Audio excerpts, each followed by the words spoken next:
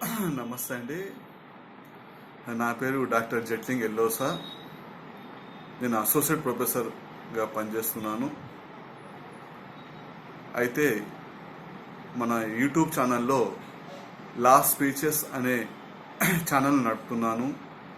దీంట్లో ముఖ్యంగా న్యాయానికి, చట్టానికి సంబంధిత విషయాలు, అదే రకంగా ప్రపంచ పరిజ్ఞానము, మన దేశంలో జరిగే విషయాల గురించి అప్పుడప్పుడు నా అభిప్రాయాలు వ్యక్తపరుస్తున్నాను. మీకు ఇవి నచ్చితే షేర్ చేయండి, లైక్ చేయండి, మరియు నా ఛానల్లో సభ్యత్వం తీసుకోండి అని కోరుచున్నాను. అయితే ఈరోజు మనము పార్ట్నర్షిప్ అంటే ఏమిటి,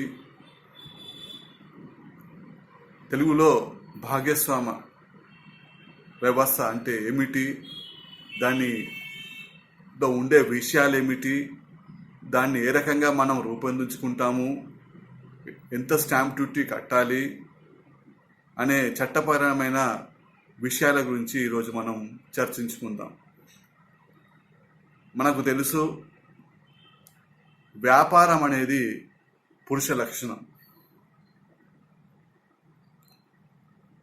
ఇది ఒక పాత సామెత అయినప్పటికీ కూడా అది ఈ రోజు వరకు కూడా ఇది మనకు వర్తిస్తుంది. వ్యాపారంలో అది అదృష్టం కలిసి వస్తే, మనం కష్టపడితే కోట్ల రూపాయలు కూడా సంపాదించవచ్చు. ఈరోజు మనం ప్రపంచ జాబితాను పరిశీలిస్తే అందరికంటే ధనికవంతులు, రిచెస్ట్ పర్సన్స్ ఎవరు అంటే అందరూ కూడా వ్యాపారస్తులే అని చెప్పుకోవచ్చు. అది ఏ వ్యాపారమైనా పర్వాలేదు, కానీ వారందరూ కూడా వ్యాపారస్తులే. మరి ఎవరు కూడా ఈ ప్రపంచంలో టాప్ 100లో కావచ్చు, ప్రపంచంలో టాప్ 1000లో పర్సన్స్ అందరూ కూడా వ్యాపారస్తులే. సో వ్యాపారం అనేది చాలా దివ్యమైన ఆక్యుపేషన్ అని మనం చెప్పుకోవచ్చు. అదే కాకుండా ప్రపంచవ్యాప్తంగా కూడా ప్రతి దేశంలో కూడా వ్యాపారాలు ఉన్నాయి. మెజారిటీ పాపులేషన్ అంతా కూడా వ్యాపారాలపైనే ఆధారపడి ఉంది. వారి జీవితాలను వాళ్ళు గడిపేస్తున్నారు. అయితే ఈ వ్యాపారంను ఎన్ని రకాలుగా ఉంటుంది అని మనం విశ్లేషిస్తే ఇది 3 రకాలుగా ఉంటుంది. ఒకటేమో ఒక్కరు చేసుకునే వ్యాపారము, అంటే సోల్ ట్రేడర్, ఒక్కడే చేస్తాడు. రెండవది పార్ట్నర్షిప్, ఇద్దరి కంటే ఎక్కువ మంది చేసేవారిని మనము పార్ట్నర్షిప్, భాగస్వామ్య వ్యవస్థ అని పేర్కొంటాం. అదే రకంగా అన్లిమిటెడ్గా 20 మంది కంటే ఎక్కువ చేసే ఏదైతే వ్యాపారం ఉంటుందో దాన్ని మనము కంపెనీస్ కింద స్థాపించడం జరుగుతుంది. అయితే సోల్ ట్రేడర్లో మనకు తెలుసు, జనరల్గా సోల్ ట్రేడర్ సంస్థలన్నీ కూడా, ఒకరు చేసే సంస్థలన్నీ కూడా అది చాలా చిన్న సంస్థలుగా ఉంటాయి. ఎందుకంటే దాంట్లో ఒక్కరే ఆ వ్యవస్థను నడపవలసి ఉంటుంది, ఒక్కరే అన్ని విషయాలు చూసుకోవాల్సి ఉంటుంది. నేను ఒక్కరే పైనే ఒక్కరే దానికి పెట్టుబడి పెట్టవలసి వస్తుంది. సో ప్రతిదీ కూడా ఒక్కడే చూసుకోవడం వల్ల ఆ సంస్థలన్నీ కూడా చిన్నగా ఉంటాయని చెప్పడంలో సందేహం లేదు. వ్యాపారాన్ని మనం ఎండార్స్ చేయదలుచుకుంటే మనకు పార్ట్నర్షిప్ అనేది ఒకటి ఉంది, భాగస్వామ్య వ్యవస్థ. ఈ భాగస్వామ్య వ్యవస్థలో ఇద్దరికంటే ఎక్కువ మంది జమగూడి వ్యాపారం చేద్దాము, లాభాలు సంపాదిద్దామనే లాభాపేక్ష కలిగి ఉంటూ వ్యాపారాన్ని చేస్తే దాన్ని మనము పార్ట్నర్షిప్ సంస్థగా పేర్కొడతాం. ఇది నిర్వచనము మనకు సెక్షన్ 4 అనే ఇండియన్ పార్ట్నర్షిప్ యాక్ట్ 1932లో చెప్పబడింది. అయితే ఈ వ్యాపారంలో పార్ట్నర్షిప్ భాగస్వామ్య వ్యవస్థలో లాభాలే కాకుండా నష్టాలు కూడా వచ్చే అవకాశం ఉంటుంది. అటువంటి సమయంలో ఏ రకంగా అయితే వాళ్ళు పార్ట్నర్స్ లాభాలను పంచుకుంటారో అదే రకంగా కూడా నష్టాలను కూడా భరించవలసి ఉంటుంది అని మనము ఇక్కడ చెప్పుకోక తప్పదు. అదే రకంగా ఎవరైతే వ్యాపారం చేద్దామని వారు ఒక సమూహంగా వచ్చారో వారిని అందరినీ కూడా మనము పార్ట్నర్స్, భాగస్వాములు అని పేర్కొంటాం. అదే రకంగా వారు ఒక సంస్థను ప్రారంభించుదామని అనుకుంటే వారు తప్పనిసరిగా ఆ సంస్థకు ఒక నామకరణం, ఒక పేరు పెట్టవలసి ఉంటుంది. అది ఏ పేరైనా కావచ్చు, బట్ నామ అనేది కంపల్సరీగా ఉండవలసి ఉంటుంది. అదే రకంగా పార్ట్నర్గా ఎవరు ఉండవచ్చు అని మనం చట్ట పరిశీలన చేస్తే ఇండియన్ పార్ట్నర్షిప్ యాక్ట్ 1932 ఏం చెప్తుంది అంటే పార్ట్నర్స్గా ఉన్న వ్యక్తులు తప్పనిసరిగా అందరూ మేజర్ అయి ఉండాలి. అంటే వారు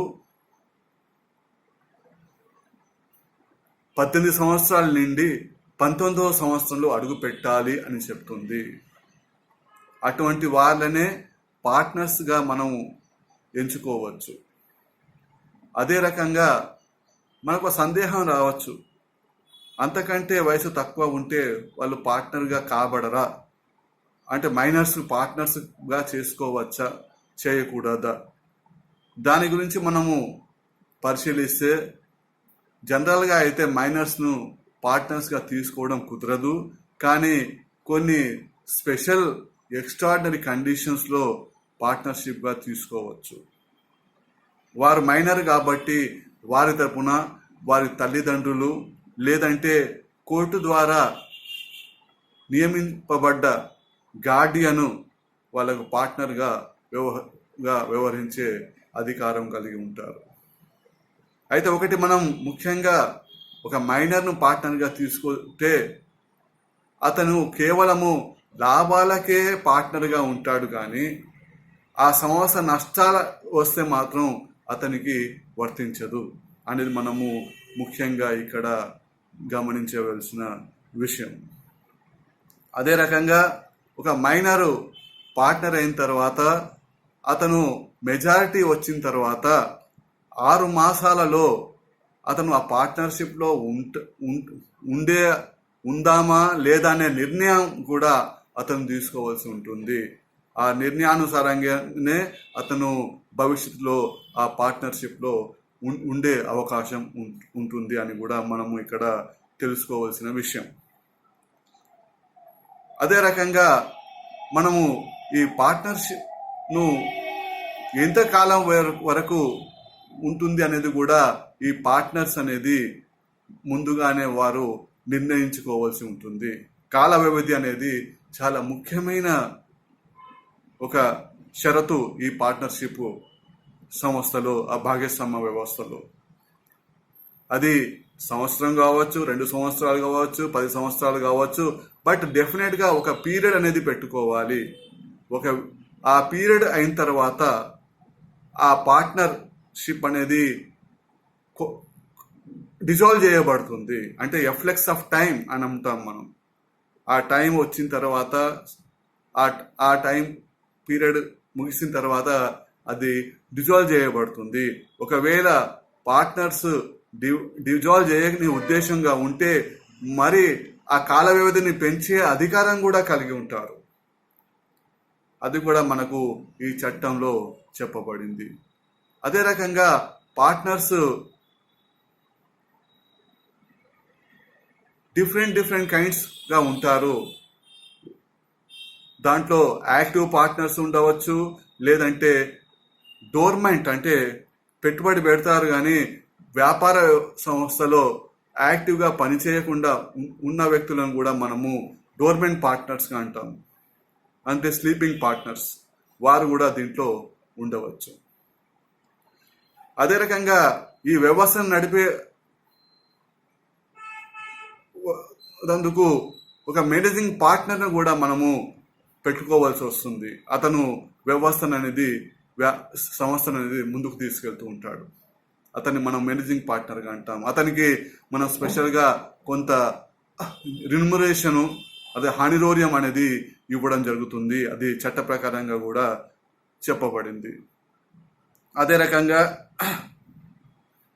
మనము ఎప్పుడైతే పార్ట్నర్షిప్ ఫామ్ మనం డీడ్ ఎప్పుడైతే రాసుకుంటామో దాంట్లో ఈ విషయాలన్నీ కూడా మనము జత చేయవలసి ఉంటుంది. అదే రకంగా ఒక వ్యక్తులు పార్ట్నర్షిప్ భాగస్వామ్య సంస్థలో జాయిన్ అయితే వారు అటువంటి వ్యాపారాన్ని చేయకూడదు అనేది కూడా మనం పార్ట్నర్షిప్ డీడ్లో రాసుకోవచ్చు. అదే రకంగా వారు ఈ వ్యాపారానికి కానీ భాగస్వామ్య ఒప్పందానికి కూడా అతిక్రమించకుండా ఉండవలసి ఉంటుంది.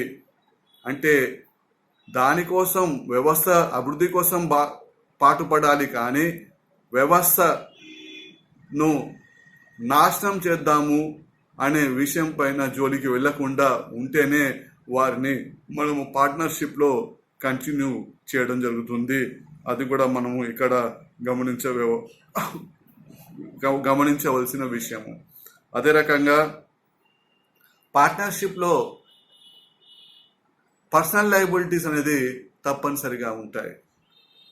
అంటే ఒకవేళ కర్మకాలి వ్యాపారం నడవని పక్షంలో, అప్పులు పెరిగిన పక్షంలో, నష్టాలు వచ్చిన పక్షంలో అప్పుడు ఎవరైతే పార్ట్నర్స్ ఉన్నారో, భాగస్వాములు ఉన్నారో వారు పర్సనల్గా అంటే వ్యక్తిగతంగా వారి సంస్థ అప్పులను చెల్లించవలసి ఉంటుంది అనేది కూడా మనం ఇక్కడ ఈ పార్ట్నర్షిప్ వ్యవస్థలో మనం చూడవచ్చు. దాన్ని మనము తప్పించుకోలేము. అది చట్టం కూడా అదే రకంగా చెప్తుంది. అదే రకంగా ఒకవేళ పార్ట్నర్షిప్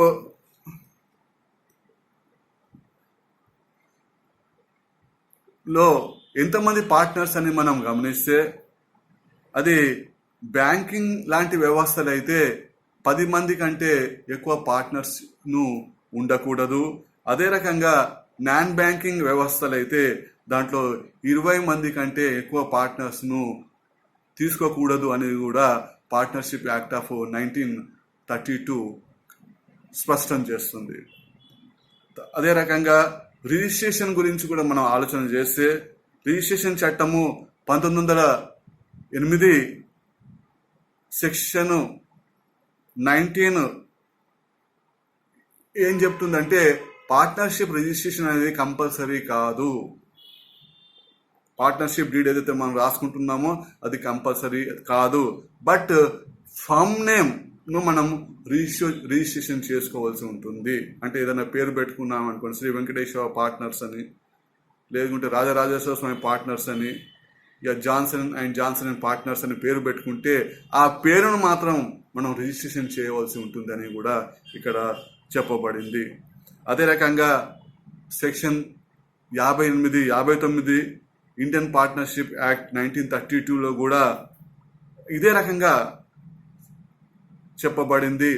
కానీ రిజిస్ట్రేషన్ చేయని పక్షంలో కొన్ని నష్టాలు కూడా మనకు ఉంటాయి.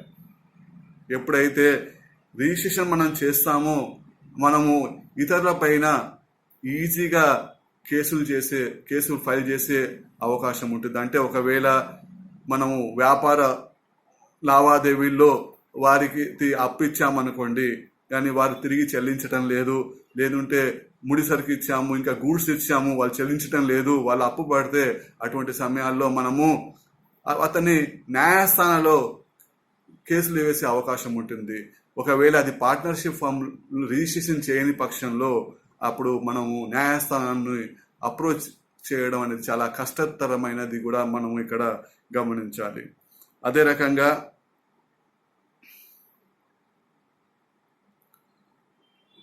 ఒక పార్ట్నర్షిప్ను మనము రిజిస్టర్ చేస్తే డిజాల్యూషన్ కూడా ఈజీగా చేసుకోవచ్చు. అదే రకంగా అకౌంట్స్ను కూడా మనము క్లియర్గా అడిగే అవకాశము పార్ట్నర్లకు ఉంటుంది అని కూడా మనము ఇక్కడ గమనించాలి. అయితే ఈ మధ్యనే మన దేశంలో లిమిటెడ్ లయబిలిటీ పార్ట్నర్షిప్ అంటే ఎల్ఎల్పిస్ అనేది కూడా ఇక్కడ 2013 నుంచి ఇక్కడ మనకు చట్టం చేయబడింది. అంటే లయబిలిటీ అనేది లిమిటెడ్గా ఉంటుంది. ఇంతకుముందు చట్టం 1932 చట్టంలో లయబిలిటీ అన్లిమిటెడ్ లయబిలిటీ. బట్ ఎప్పుడైతే ఎల్ఎల్పిస్ వచ్చాయో లిమిటెడ్ లయబిలిటీ పార్ట్నర్షిప్ ఎల్ఎల్పి అని అంటాము, దాంట్లో లిమిటెడ్గానే ఉంటుంది. అయితే దీని గురించి మనము మినిస్ట్రీ ఆఫ్ కంపెనీ అఫేర్స్లో రిజిస్ట్రేషన్ చేయవలసి ఉంటుంది. కానీ పార్ట్నర్షిప్ అయితే అది రాష్ట్ర ప్రభుత్వం స్టాంప్స్ అండ్ రిజిస్ట్రేషన్ డిపార్ట్మెంట్లో రిజిస్ట్రేషన్ చేయడం అనేది జరుగుతుంది. అదే రకంగా స్టాంప్ డ్యూటీ గురించి మనం ఆలోచన చేస్తే ఒక పార్ట్నర్షిప్ డీడ్ కొరకు మినిమంగా ₹300 స్టాంపు అవసరం ఉంటుంది. అటువంటి ₹300 నాన్ జ్యుడిషియల్ స్టాంప్ పేపర్ పైనే మనము పార్ట్నర్షిప్ డీడ్ అనేది రాసుకుంటే చెల్లుబాటు అవుతుంది. దాంట్లో మన సంస్థ యొక్క ఉద్దేశాలు, పెట్టుబడులు, ఈ పార్ట్నర్ ఎంత పెడుతున్నాడు, వారి పెట్టుబడికి ఎంత మనము అతనికి ఇవ్వడం జరుగుతుంది, ఒకవేళ నష్టం వస్తే ఏ ప్రపోర్షన్లో వాళ్ళు పంచుకోవాలి, తర్వాత ఇది వ్యాపారం ఎక్కడ చేయాలి, బిజినెస్ వ్యాపారం వ్యాసార్థం ఎంత, ఏ ఏరియాలో చేయాలి, తర్వాత ఏ పార్ట్నర్కి ఎటువంటి అధికారాలు ఉంటాయి, మేనేజింగ్ పార్ట్నర్ ఎవరు, అతనికి ఉండే అధికారాలు ఏమిటి, అతను ఏమేమి చేయవచ్చు. అదే రకంగా ఒకవేళ పార్ట్నర్షిప్ డిజాల్వ్ చేస్తే అది ఏ రకంగా మనం చేయాలి, అదే రకంగా అకౌంట్స్ ఏ రకంగా సెటిల్మెంట్ చేయాలి, అకౌంట్స్ ఎప్పుడు చూడాలి అనేది కూడా ప్రతి విషయాన్ని కూడా క్లియర్గా మనం పార్ట్నర్షిప్ డీడ్లో రాయడం జరుగుతుంది. ఆ డీడ్ను ₹300 stamp non judicial stamp paper పైన రాయడం తప్పనిసరి అని మనం ఇక్కడ తెలుసుకోవాలి. అదే రకంగా ఒకవేళ డిసొల్యూషన్ ఆఫ్ పార్ట్నర్షిప్ అంటే రద్దుపరచదలుచుకుంటే అది కంపల్సరీగా మినిమంగా ₹100 స్టాంప్ పేపర్ పైన వ్రాసి ఆ పార్ట్నర్షిప్ డీడ్ను రద్దుపరచుకోవడం అనేది ఈ కంపల్సరీ. అయితే ఈ పార్ట్నర్షిప్ మనకు తెలుసు, పార్ట్నర్షిప్లో కూడా ఎప్పుడైతే ఎంత మంచి స్నేహితులు ఉన్నా, ఎంత మంచిగా అది వ్యవస్థ నడిచినా కూడా వ్యాపారం ఎప్పుడైతే లాభం వస్తుంటాయో అప్పుడు జనరల్గా క్లాషెస్ కూడా వచ్చే అవకాశం ఉంటుంది. కాబట్టి మనం ఎప్పుడైతే పార్ట్నర్షిప్లో వ్యాపారం చేద్దామని అనుకుంటే ఆ పార్ట్నర్షిప్ డీడ్ను పర్ఫెక్ట్గా లీగల్గా రాస్తే ప్రాబ్లమ్స్ రావు. ఒకవేళ వచ్చినా కూడా మనం న్యాయస్థానాలకు వెళ్ళి ఆ ప్రాబ్లమ్స్ని మనము రెక్టిఫై చేసుకోవచ్చు అని మనము ఇక్కడ గమనించాలి. సో ఇవన్నీ కూడా ఈ ముఖ్యమైన విషయాలు పార్ట్నర్షిప్లో. కాబట్టి ఇవన్నీ గమనించి మనం పార్ట్నర్షిప్ గురించి ముందుకెళ్తే బాగుంటుందని నేను అనుకుంటున్నాను. ధన్యవాదాలు.